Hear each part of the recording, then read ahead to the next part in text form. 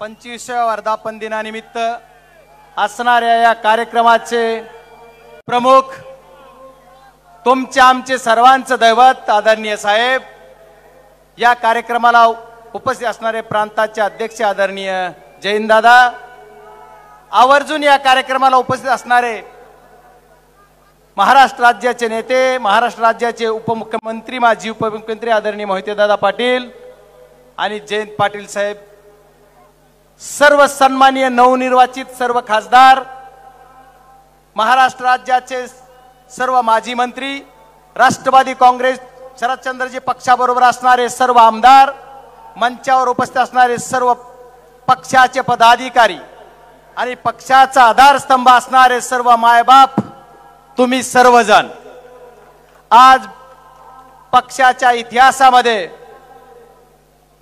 खूप मोठा आनंदाचा दिवस म्हणून साजरा आज वर्धापन दिना दिवशी पक्षाच्या रौप्य महोत्सवाच्या दिनी आमचा सर्वांचा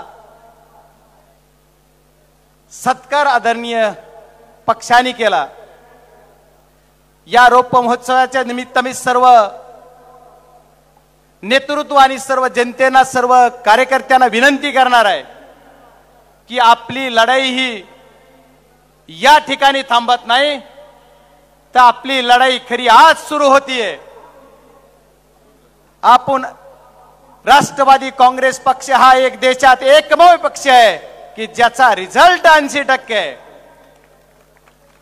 10 जागा लढवल्या आणि निसटता पराजय आमच्या आदरणीय शिंदे साहेबांचा झाला, पण 8 लोक निवडून आलोत म्हणजे 80% रिझल्ट हा आपल्या पक्षाच्या बाजूने आला, देशात कुठल्याही पक्षाचा नाही। म्हणजे देशाचा खरा नेता कोण, तर आदरणीय शरदचंद्रजी पवार साहेब हे सिद्ध करून दिले या महाराष्ट्राच्या जनतेला। महाराष्ट्राची जनता कुणासोबत आहे, तर आदरणीय पवार साहेबांसोबत आहे, हेही सिद्ध करून दिलं। त्याच्यामुळे वेगळं काही सिद्ध करायची गरज नाही। ज्यांनी ज्यांनी या निवडणुकीमध्ये कार्यकर्ता म्हणून, मतदार म्हणून ज्यांनी भूमिका निभावली त्याचा मी पहिल्यांदा मनपूर्वक आभार मानणार आहे। आजच्या या ज्या अहिल्यानगरमध्ये कार्यक्रम होतोय, या कार्यक्रमाच्या ठिकाणचे लोकप्रिय असे खासदार सुद्धा तुम्ही आदरणीय निलेशजी लंके साहेबाला निवडून दिला, त्याबद्दल इथल्या सर्व जनतेच्या समोर मी नतमस्तक होऊन सांगतो की एवढ्या मोठ्या लोकांना तुम्ही पराजयाचं पाणी पाजलं, त्याच्यामुळे तुमच्या समोर नतमस्तक होतो। एवढ्या मोठ्या मोठ्या लढाया जिंकताना आदरणीय साहेबांचा आशीर्वाद आणि तुमची सर्वांची साथ याच्या जीवावर पक्षाने एवढं मोठं यश प्राप्त केलेलं आहे।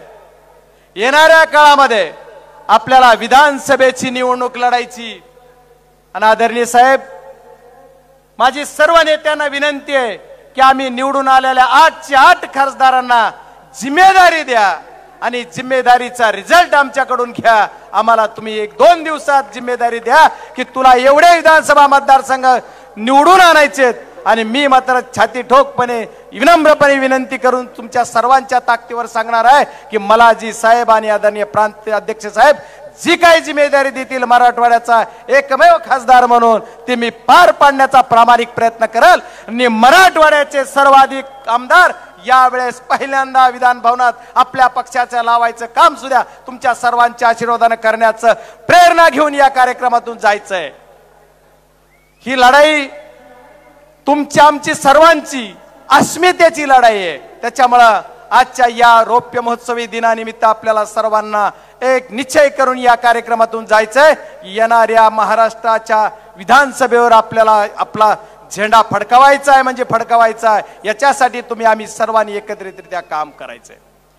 कालच देशाच्या पंतप्रधान पदाची शपथ घेतणाऱ्या मोदी साहेबांनी आज सही करून पदभार घेतला आणि आमच्या मीडियातल्या बांधवांनी बातमी दिली की पहिली सही मोदी साहेबांनी शेतकऱ्यासाठी केली।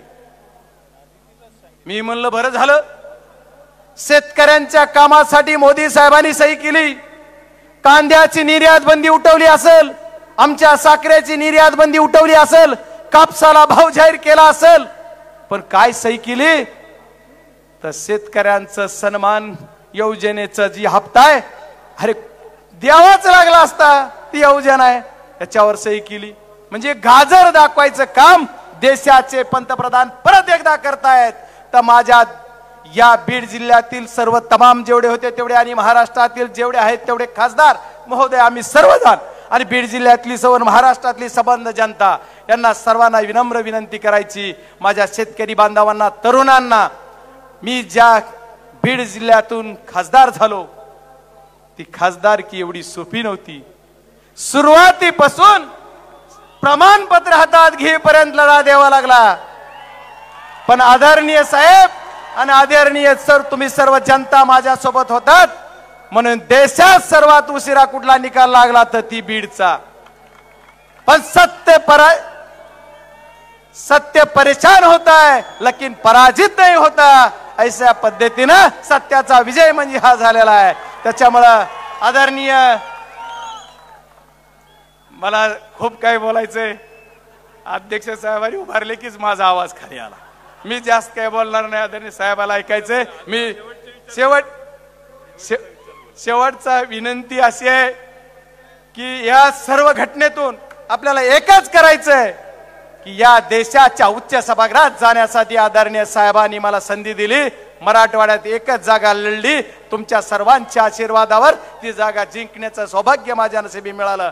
आणि ज्याला हिनवलं जायचं याची लायकी काय, याची लायकी बीड जिल्ह्यातल्या जनतेनं ज्याची त्याची लायकी दाखवून दिली. आणि यापुढे ही महाराष्ट्रातल्या जनतेनं ज्याची त्याची लायकी दाखवून दिलेली आहे. त्याच्यामुळे या पुढच्या काळात सुद्धा आपल्याला महाराष्ट्रामध्ये आदरणीय शरदचंद्रजी पवार साहेबांचं नाव घेऊन देशात नाव उंच करायचंय. आदरणीय पवार साहेबांचं एवढी विनंती करतो आणि थांबतो. जय हिंद, जय